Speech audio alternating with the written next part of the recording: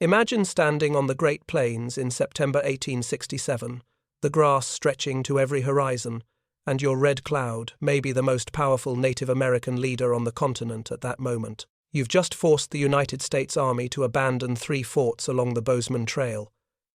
You've won, and then you hear it, a sound that doesn't belong in this world, not thunder, not buffalo, something that makes the earth shake in a rhythm that feels wrong, mechanical, alien. You turn toward the Platte River valley, and there it is, a massive iron beast belching black smoke into the sacred sky, dragging a chain of wooden boxes behind it, moving faster than any horse you've ever seen. Before we jump back in, tell us where you're tuning in from, and if these history tales fascinate you, make sure you're subscribed because tomorrow I've saved something extra special for you. That moment when Red Cloud, Spotted Tail, and a group of young Lakota warriors first encountered a Union Pacific locomotive wasn't just a meeting between 2 technologies. It was a collision between 2 entirely different ways of understanding reality itself. The Lakota saw time as circular, seasons returning, generations flowing like water in an endless stream. The railroad represented something fundamentally different, linear progress, straight lines cutting across sacred geography. The future as a destination you could reach by laying enough iron track. Let me paint you the scene more carefully, because the details matter here. Swift Eagle, we'll call him that, though his real name is lost to history, was 19 years old that September day. He'd earned his warrior name the previous summer during Red Cloud's war, counting coup against soldiers at Fort Phil Kearny. He carried a repeating rifle taken from a dead cavalry officer, wore a shirt decorated with porcupine quills his sister had spent months creating, and rode a paint horse he'd stolen from Crow enemies 2 winters before. By every measure his people understood, Swift Eagle was becoming a man of importance. He controlled his own destiny. When the locomotive came around the bend, Swift Eagle's first instinct was to reach for his rifle. Several other young warriors did the same. But what exactly were they going to shoot? The thing was enormous, easily 50 feet long, taller than 2 men standing on each other's shoulders, weighing tens of thousands of pounds. It screamed as it moved, a sound like metal tearing itself apart. Smoke poured from its stack in ways that reminded Swift Eagle of the sacred pipe ceremonies. Except this smoke was black, oily, wrong. Red Cloud, who was probably in his mid-40s then and at the absolute peak of his power, held up his hand. The warriors lowered their weapons. This is what separates great leaders from merely brave ones. Red Cloud understood instantly that shooting this iron monster wouldn't accomplish anything meaningful. This wasn't an enemy you could kill with arrows or bullets. This was something else entirely. The Lakota called it Mazakanku, the Iron Road. Some of the older chiefs debated whether the locomotive possessed a spirit, whether it was alive in the way their worldview understood life. Think about what that question reveals. These weren't primitive people confused by technology. They were sophisticated thinkers trying to fit something genuinely unprecedented into their understanding of how the universe worked. Does a thing that moves and breathes smoke and seems to have its own will count as alive? It's not a stupid question. Western philosophers are still arguing about consciousness and what constitutes life. But here's what makes this moment so consequential. Red Cloud and the other chiefs could see immediately what this meant for warfare. Spotted Tail, who was known for his strategic mind, reportedly stood silent for a long time after that first encounter. He understood. If the white soldiers could move this fast, bring this much weight this quickly, the entire calculation of Native American military power had just changed. Let me give you some context for what the Lakota controlled at this moment. We're talking about roughly 200,000 square miles of the Great Plains, an area bigger than modern-day France. The Lakota weren't a single tribe wandering aimlessly. They were a sophisticated confederation of 7 bands, the Council of 7 Fires, with complex alliance systems extending to the Cheyenne and Arapaho nations. They'd been expanding their territory for a century, pushing out the Crow, the Pawnee, the Kiowa. They were, by any meaningful definition, an empire at its peak. And they'd just won a war. This is crucial to understand.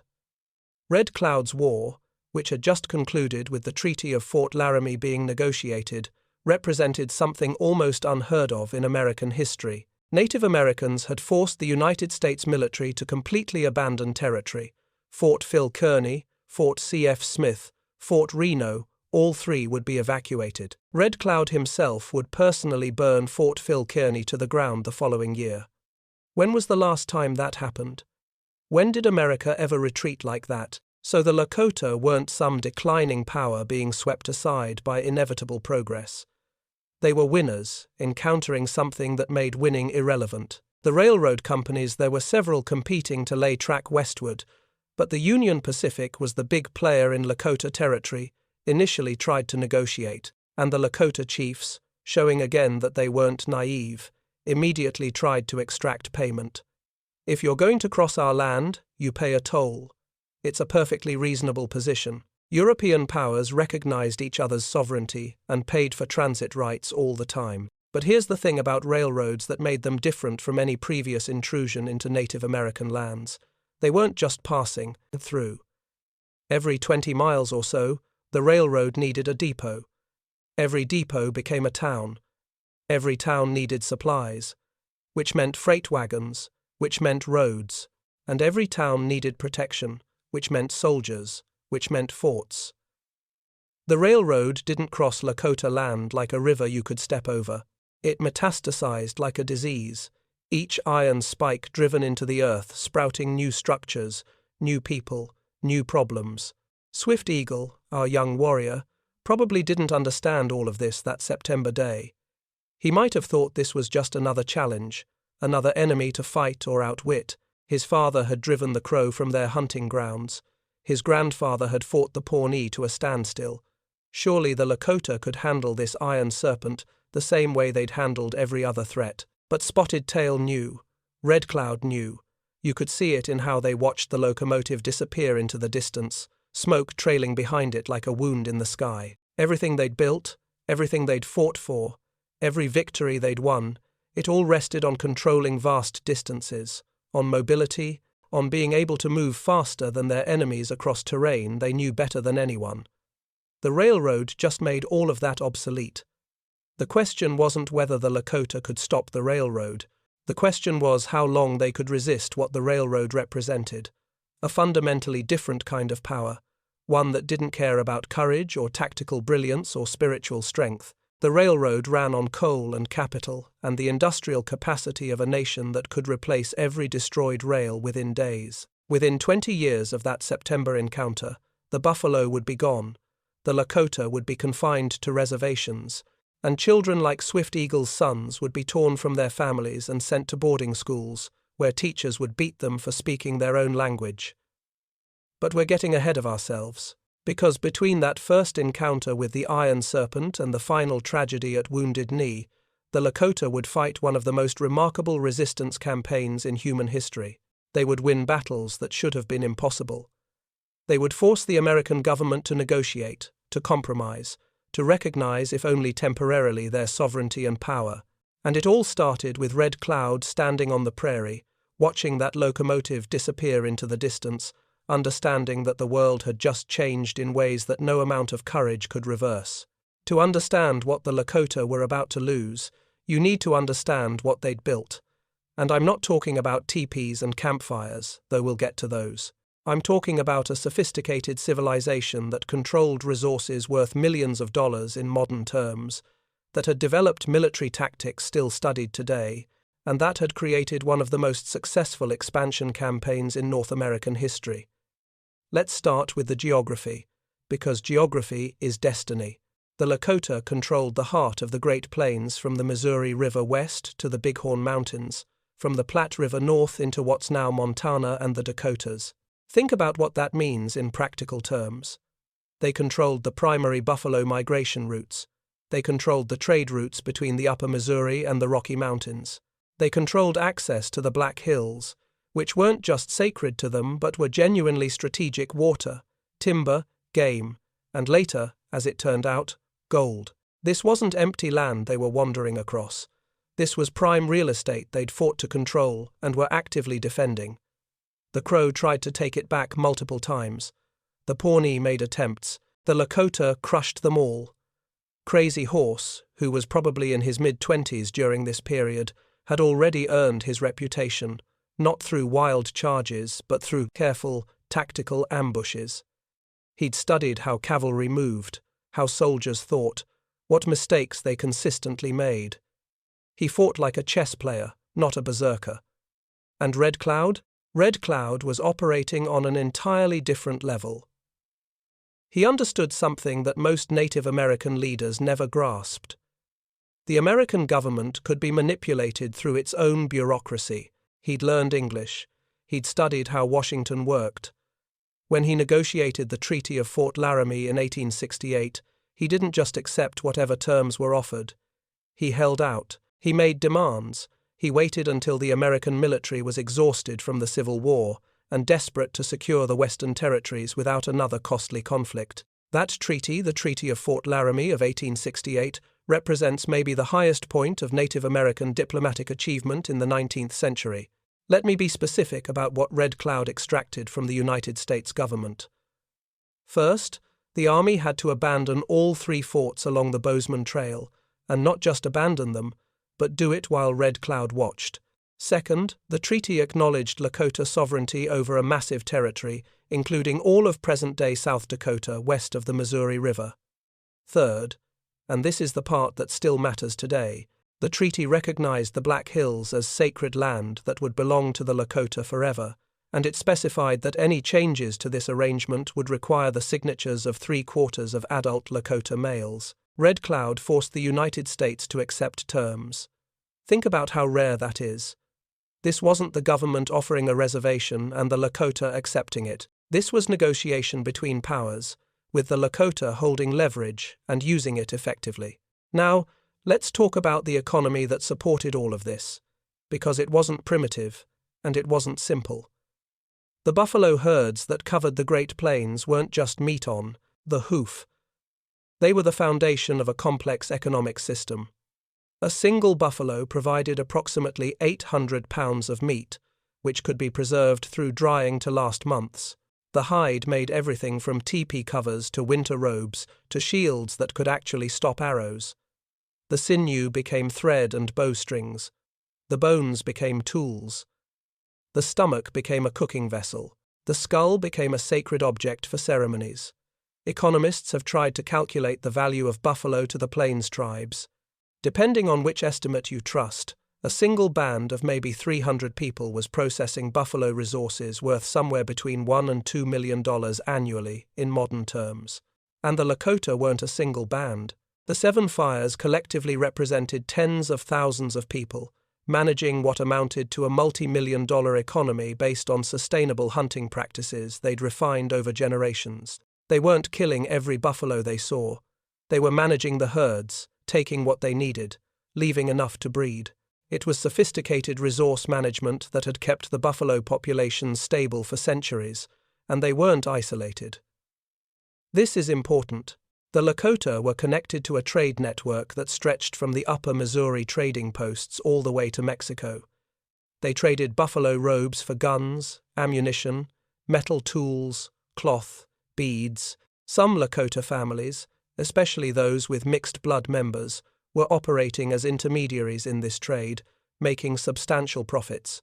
Let me introduce you to Winona again, a representative figure rather than a historically documented individual, but representative of a real pattern. Winona was married to a French Lakota trader named Pierre. Her father was a respected warrior. Her brother rode with Crazy Horse. But her husband Pierre moved between worlds. He spoke English, French, and Lakota. He could read and write. He kept ledgers. He understood both Lakota kinship obligations and American contract law.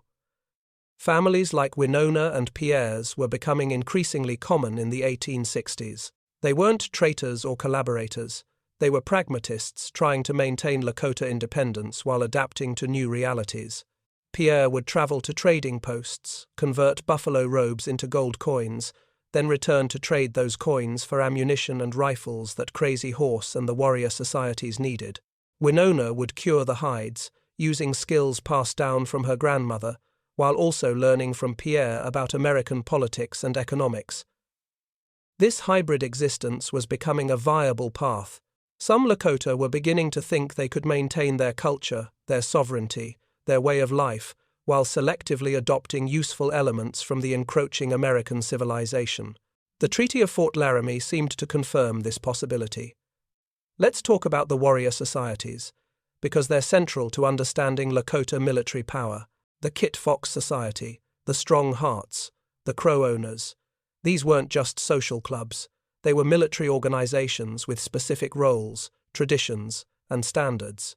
The Kit Foxes, for instance, specialized in reconnaissance and rapid response.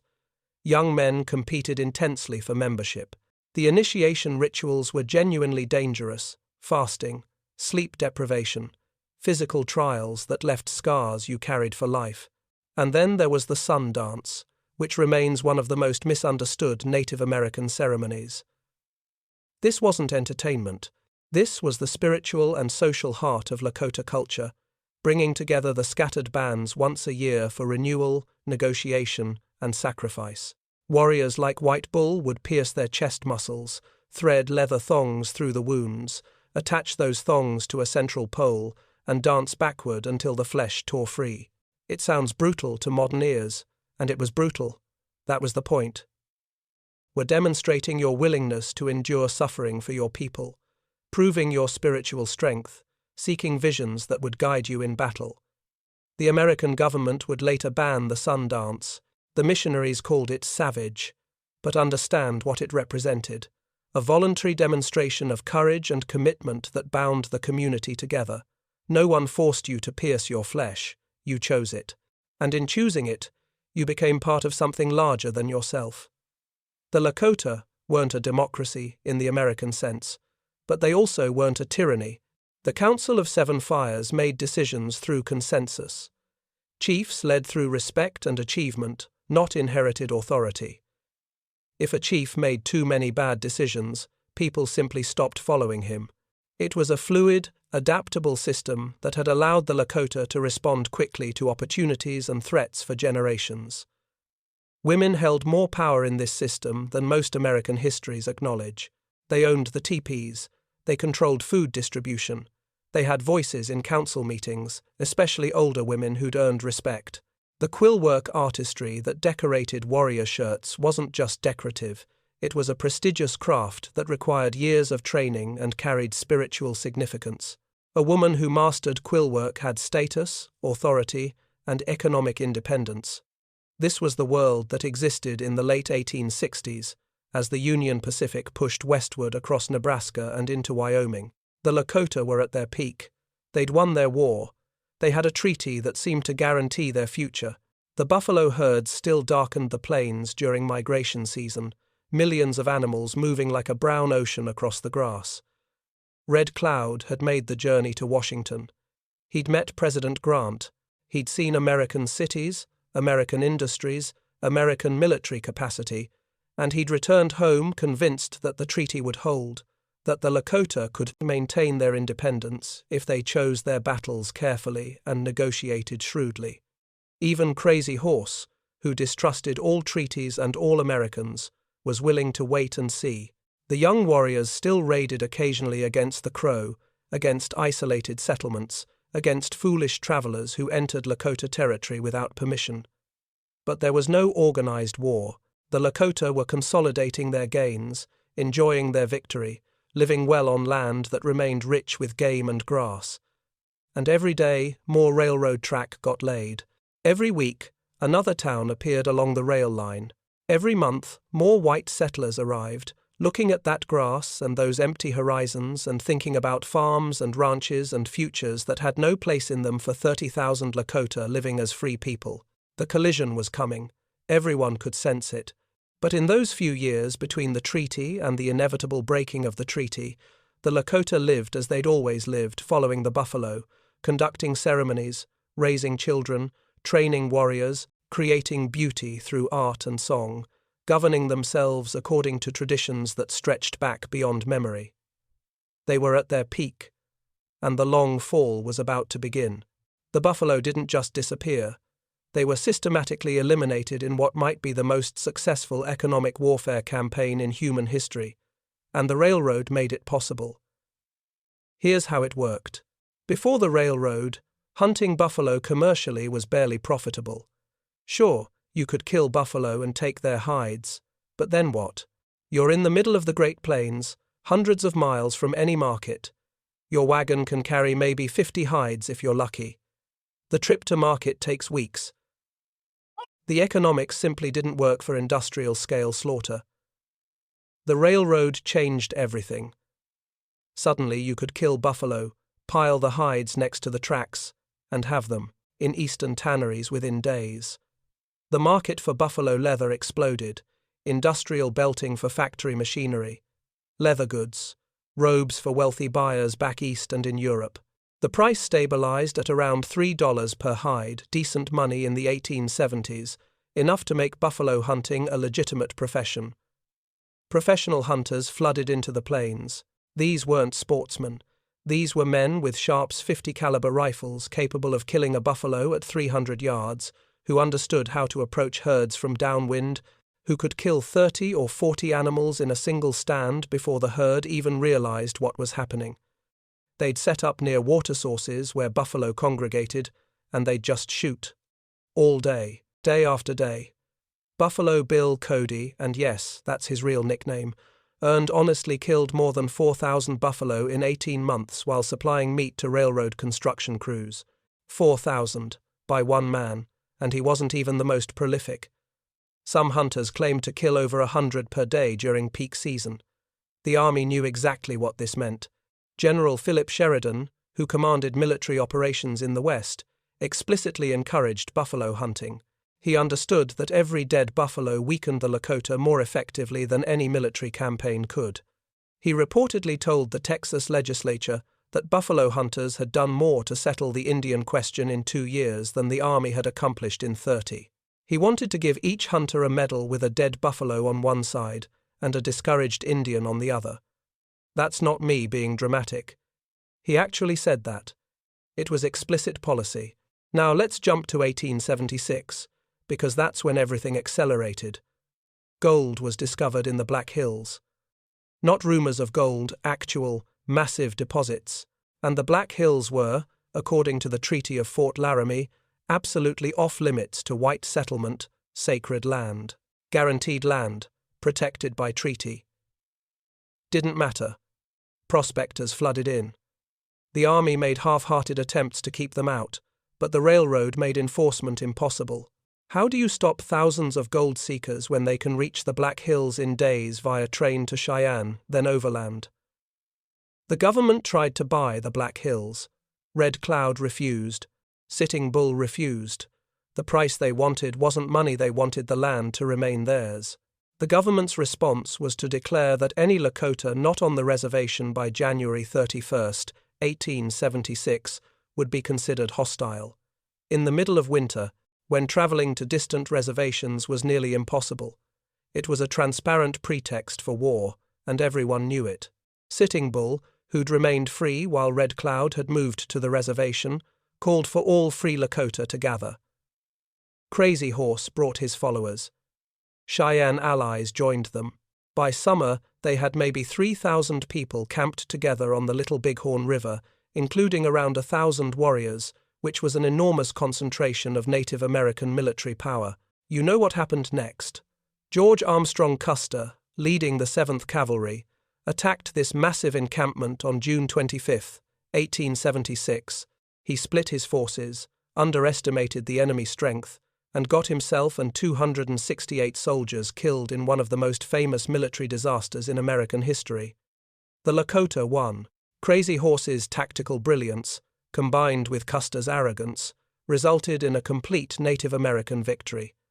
Warriors like White Bull counted coup multiple times. It was the kind of triumph that should have changed everything, except the railroad meant it changed nothing. Within weeks, the Army was moving thousands of troops into the area by rail, not hundreds, thousands. Fresh supplies, new weapons, artillery. The Lakota had won the battle, but awakened a response they couldn't possibly sustain against. By winter, the massive camp had fractured, bands scattered, trying to find buffalo to feed their families through the cold months. But the buffalo were vanishing. This is where the tragedy becomes visceral. Sitting Bull, in 1883, led his people on a hunting expedition that searched for days across country that 7 years earlier had contained millions of buffalo. They found bones, mountains of bones, skeletons stretching to every horizon. The commercial hunters had been so thorough that they'd eliminated entire herds. The skulls were being collected and shipped east by railroad to be ground into fertilizer. Even in death, the buffalo were being industrialized, reduced to chemical components. Imagine being Sitting Bull in that moment. You're one of the greatest leaders your people have ever produced. You've won impossible victories. You've maintained the old ways when others compromised. And you're standing on the plains that used to thunder with buffalo migration, watching your children go hungry, surrounded by the bones of the animals that made your entire civilization possible. The Lakota started surrendering, not all at once, not in some dramatic ceremony. They just ran out of options. Can't eat pride. Can't feed children with military victories. By 1881, even Sitting Bull had crossed into Canada seeking refuge, but the Canadian government wouldn't support him. He came back and surrendered at Fort Buford on July 19, 1881. Crazy Horse had surrendered earlier, in May 1877. He was killed 4 months later, at Fort Robinson, stabbed with a bayonet while being arrested. The exact circumstances still disputed. The man who'd never been defeated in battle, who'd led the charge that killed Custer, died in a scuffle at a military post.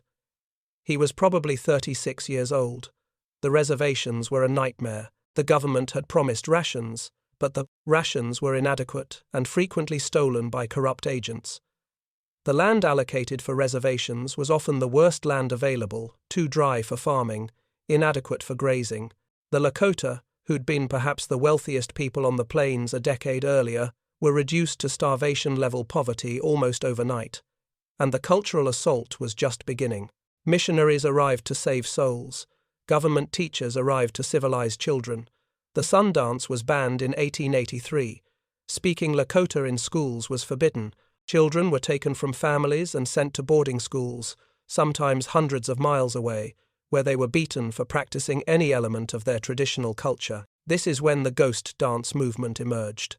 A Paiute prophet named Wovoka had a vision that if Native Americans performed specific ceremonies, the white people would disappear, the buffalo would return, and the dead would rise to live again. It was a movement born of absolute desperation, a spiritual response to cultural annihilation. The ghost dance terrified white authorities. They saw thousands of Indians performing ceremonies they didn't understand, and they panicked. Sitting Bull, who was living on the Standing Rock Reservation, was perceived as a ghost dance leader, though his actual involvement was complicated. On December 15, 1890, Indian police working for the reservation agent attempted to arrest him. In the confrontation, Sitting Bull was shot in the head and killed. The man who'd defeated Custer, who'd tried to preserve the buffalo, who'd held out longer than almost any other major chief, was killed by his own people acting on behalf of the government. 2 weeks later came Wounded Knee, Bigfoot's band of Miniconjou Lakota, fleeing the chaos after Sitting Bull's death, was intercepted by the 7th Cavalry Custer's old regiment, looking to restore their reputation. The soldiers surrounded the band at Wounded Knee Creek. On December 29, 1890, while confiscating weapons, someone fired a shot. What followed was a massacre. The soldiers had 4 Hotchkiss guns positioned on high-ground rapid-fire artillery. They opened up on the camp. Men, women, children. The Lakota warriors fought back with whatever weapons they had, but they were outnumbered and outgunned. When the shooting stopped, approximately 300 Lakota were dead, many of them women and children. Some had run 3 miles before being hunted down. Bigfoot's body was found frozen in the snow, one arm raised as if reaching toward the sky. Photographers arrived via railroad within days. That image of the frozen dead, the bodies being dumped into mass graves, was distributed nationwide. Some people were horrified. Some people thought it was justice. But everyone saw it. because the railroad had brought photographers and journalists who could witness and document what was happening in near real time. A baby girl survived the massacre. The soldiers found her under her dead mother's body, wrapped against the cold. General Leonard Colby adopted her, named her Marguerite, called her Lost Bird. She grew up in white society, never quite fitting in, never quite accepted, cut off from her own culture. She died at age 29 in California, having lived a tragic life that perfectly symbolized her generation Lakota people who survived physically but were culturally orphaned. The railroad that had brought the buffalo hunters also brought the photographers who documented the vanishing Indian. The same technology that enabled the destruction also enabled the documentation of that destruction. Images of Lakota people in traditional dress were sold as postcards back east, consumed as entertainment by people whose society was actively destroying the culture those images represented. By 1890, it was over. 30 million buffalo reduced to less than 1,000. The Lakota confined to reservations representing a tiny fraction of their former territory. The warrior societies disbanded, the Sundance banned, children taken to boarding schools. The Treaty of Fort Laramie violated so thoroughly that it was effectively meaningless. The railroad had accomplished what military campaigns couldn't. It hadn't defeated the Lakota in the traditional sense. It had made their entire way of life impossible. You can't be nomadic buffalo hunters when there are no buffalo and towns block every migration route. You can't maintain sovereignty when federal troops can arrive in days instead of months. You can't preserve culture when your children are removed by trains to schools, specifically designed to erase that culture. The grass ocean had gone silent. The thunder of buffalo hooves had been replaced by the shriek of train whistles. And the Lakota, who'd stood at their peak just 20 years earlier, had fallen further and faster than perhaps any people in human history. But here's what the conquerors didn't understand. Destroying a way of life is not the same as destroying a people. And the Lakota weren't finished yet. The railroad that destroyed traditional Lakota life also gave them new weapons for resistance. And this is where the story gets interesting in ways that most histories miss, because we tend to think of Native American history as ending at Wounded Knee. It didn't end. It transformed. Red Cloud understood this almost immediately. Remember, he'd been to Washington. He'd seen how American power worked. So, in the 1870s and 80s, while other chiefs were fighting losing battles on the plains, Red Cloud was taking trains to Washington and conducting a different kind of warfare, diplomatic, legal, bureaucratic.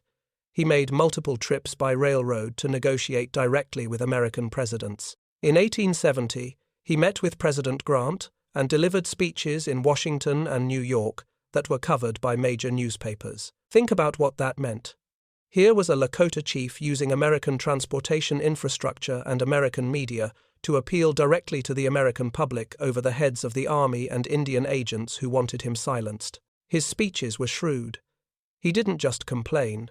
He pointed out specific treaty violations, named corrupt officials, and appealed to American values of fair dealing and justice. Did it work perfectly? No. But it worked enough to keep some pressure on the government, to maintain some leverage, to preserve some remnant of Lakota rights that would matter decades later. And here's something genuinely strange. Buffalo Bill's Wild West show.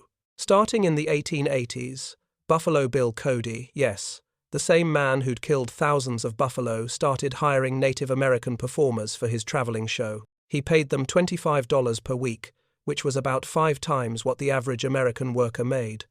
Sitting Bull himself briefly toured with the show in 1885. Now, you can look at this as pure exploitation. Indigenous people performing a sanitized, romanticized version of their culture for white audiences who'd supported their destruction. And there's truth to that. But it's also more complicated. The Lakota performers were traveling the world.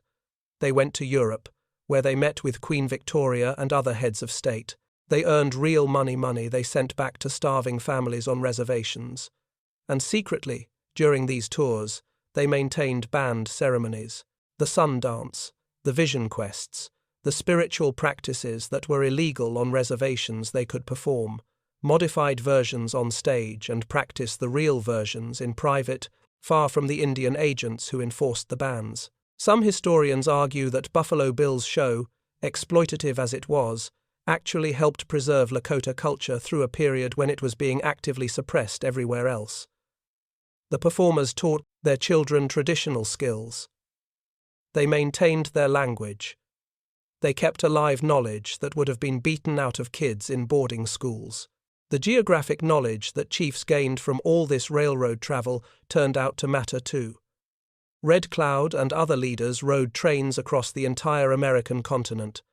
They saw maps. They understood how the railroad system worked, where the cities were, how far it was between places. This wasn't trivial information, it was intelligence about the society that had conquered them. In the 20th century, when the Lakota started filing legal claims for treaty violations, this geographic knowledge proved crucial. They could point to specific railroad routes, specific land transfers, specific violations of the Treaty of Fort Laramie. They had the mental maps to understand what had been taken and how. The legal battle over the Black Hills continued for decades. In 1980, the Supreme Court ruled in United States versus Sioux Nation of Indians that the Black Hills had been illegally taken. The court awarded the Lakota over $100 million, which with interest has grown to over $1 billion. The Lakota refused the money. They still refuse it. The money sits in accounts, growing, while the Lakota maintain they want the land itself, not compensation for its theft. The Black Hills are not for sale, remains their position. Think about that, over $1 billion, and they won't take it because accepting payment would mean accepting that the theft was legitimate. That's resistance. That's maintaining your position across generations, refusing to compromise on what matters most, even when you're offered enormous financial incentives to give in. Modern resistance takes forms that would seem strange to Crazy Horse, but follows the same essential pattern. Refuse to disappear, refuse to be conquered, adapt tactics while maintaining the core of who you are. The Pine Ridge Reservation, which is one of the poorest places in America with unemployment sometimes reaching 80%, generates approximately $300 million annually from the Prairie Wind Casino and other economic ventures. That money funds schools, health clinics, language preservation programs. It's not enough, the poverty remains crushing, but it's the Lakota using the same economic systems that destroyed them to create some measure of self-determination. Language preservation has moved online. There are now apps teaching Lakota language to over 50,000 learners worldwide. Young people on reservations are making TikTok videos in Lakota, streaming video games with Lakota commentary, creating hip-hop songs that blend English and Lakota lyrics. The culture is evolving, adapting, surviving in forms that would be unrecognizable to warriors from 1870, but that carry forward essential elements of Lakota identity. The American Indian movement of the 1970s, which included many Lakota activists, used media coverage, made possible by modern communication technology, descended from the railroad to force Americans to confront ongoing injustices. The occupation of Wounded Knee in 1973 brought international attention to reservation conditions. The protesters were eventually defeated militarily, but they won the information war. They changed how Americans thought about Native American issues. Legal victories continue. In 2013, the Rosebud Sioux tribe successfully blocked the Keystone XL pipeline from crossing their territory. They used environmental law, treaty rights, and strategic media campaigns to defeat a multi-billion-dollar corporation. That's the same strategic thinking Red Cloud used, adapted to modern circumstances. The Crazy Horse Memorial, being carved into a mountain in the Black Hills, represents something profound about Lakota resilience. The mountain is Thunderhead Mountain, sacred to the Lakota. The sculptor, Korczak Ziolkowski, was invited by Lakota elders to create a monument that would show the world that Native Americans had heroes too, had history worth remembering. The memorial has been under construction since 1948 and still isn't finished. When complete, it will be the largest sculpture in the world. Crazy Horse's face alone is 87 feet high, compared to the 60-foot faces on Mount Rushmore. It's visible from Interstate 90, which follows roughly the same route as the old Union Pacific Railroad. So travelers driving across South Dakota on a highway built along a railroad corridor that helped destroy traditional Lakota life now see a massive monument to Lakota resistance carved into the mountains. That's a kind of victory. Not the victory Crazy Horse fought for, not the preservation of traditional life, but a victory nonetheless, the victory of refusing to be forgotten, of claiming space in the American narrative, of ensuring that future generations know this story. The Lakota never vanished. They're still here, still fighting for treaty rights, for land return, for justice, still teaching their language to their children despite everything, still performing ceremonies that were once banned, still adapting, surviving, resisting. The railroad came through and destroyed a way of life that had sustained the Lakota for centuries. That's true and undeniable. But what the railroad couldn't destroy was the fundamental identity of the Lakota people, their sense of who they are, their determination to remain Lakota even as everything around them changed. Red Cloud, before he died in 1909, told a story about a conversation he'd had with an army officer. The officer asked him why the Lakota kept fighting when they must have known they'd lose. Red Cloud reportedly answered, "We didn't fight to win, we fought to remain who we are." That fight continues. Every Lakota child who learns the language is part of it. Every legal victory claiming treaty rights is part of it. Every ceremony performed, every story told, every assertion of sovereignty is part of it. The Iron Serpent crossed sacred land and changed everything. But it couldn't erase the people who'd lived there. The circle that Lakota philosophy describes, the eternal return, the continuity of generations, that circle was bent, broken in places, but never completely severed. The Lakota story isn't a tragedy that ended at Wounded Knee. It's an ongoing story of resistance, adaptation, and survival. The same railroad that brought the buffalo hunters also carried Lakota performers to the world stage. The same legal system that stole the Black Hills also provided the tools to fight for their return. The same communication networks that coordinated Lakota destruction now spread Lakota language and culture to new generations. History likes clean endings. This story doesn't have one. It continues, every day. On reservations and in cities, in courtrooms and classrooms, online and in ceremony. The Lakota are still here. Still Lakota. Still fighting to remain who they are. That might be the most important lesson of all. The railroad was powerful, but it wasn't omnipotent. Technology can change everything, can destroy ways of life, can reshape entire civilizations, but it can't eliminate human will, human identity, human determination to survive and remain distinct. The grass ocean went silent, but the people who'd lived there found new ways to make their voices heard, and if you listen, really listen, you can still hear them.